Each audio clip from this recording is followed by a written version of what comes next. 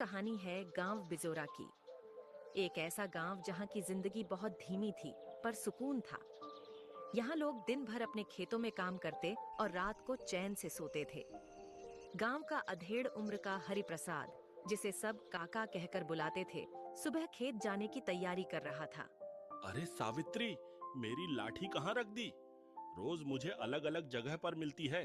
अजी और कहाँ होगी, पड़ी होगी यहीं कहीं, देख लीजिए। चलो छोड़ो, आज बिन लाठी के ही चला जाता हूँ। तभी हरिप्रसाद को कोई आवाज लगाता है। अरे काका, चलिए आज खेत नहीं जाएंगे क्या? अरे लो देखो, रमेश भी आ गया। अरे आया रमेश, वही रुक। फिर हरिप्रसाद घर के बाहर आता है और रमेश के साथ खेत पर जाने लगता है। फिर खेत में आकर वो दोनों काम करने लगते हैं। दिन भर की मेहनत के बाद दोनों शाम को थक कर बैठ गए।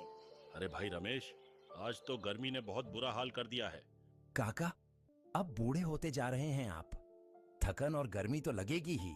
अरे क्या बात करता है तू? अभी भी तुझ जैसे दो को मैं अकेला काफी हूँ। गांव की जिंदगी सादगी से भरी थी, बिना किसी चिंता के, बिना किसी डर के। लेकिन उसी रात बिजोरा गांव की नींद टूटने वाली थी।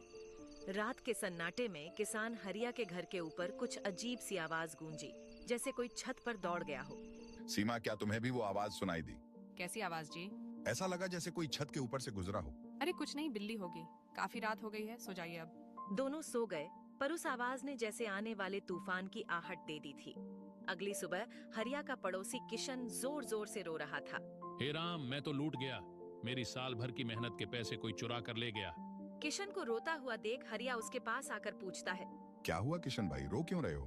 कल ही बाजार से फसल बेच कर आया था, सारी जमा पूंजी चुरा कर ले गया कोई। अरे नहीं, ये तो बहुत बुरा हुआ। मुझे रात ही शक हो रहा था, न जाने कैसी अजीब सी आवाजें आ रही थी। बिजोरा गांव में पहली बार चोरी हुई थी। वो गई बिना किसी हलचल और सबूत के। गांव वाले सुबह से ही डर के साए में जीने लगे थे।